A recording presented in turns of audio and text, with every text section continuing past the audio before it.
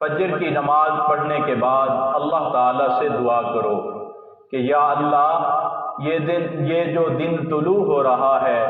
اے اللہ اپنے فضل و کرم سے اس دن کے لمحات کو صحیح مصرف پر خرچ کرنے کی توفیق عطا فرما کہ کہیں وقت ضائع نہ ہو جائے، کسی نہ کسی خیر کے کام کے اندر صحیح مصرف پر یہ خرچ ہو جائے۔ حدیث پاک میں آتا ہے سورج طلوع ہوتا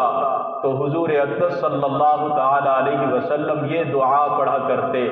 الحمدللہ الذی اقالنا یومنا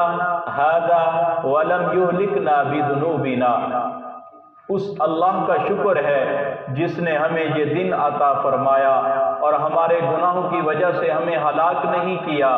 ہر روز سورج نکلتے وقت یہ کلمات حضور اقدس صلی اللہ تعالی علیہ وسلم پڑھا کرتے تھے۔ مطلب یہ ہے کہ ہم تو اس کے مستحق تھے کہ یہ دن ہمیں نہ ملتا اور اس دن سے پہلے ہمیں ہمارے گناہوں کی وجہ سے ہلاک کر دیا جاتا، لیکن اللہ نے اپنے فضل و کرم سے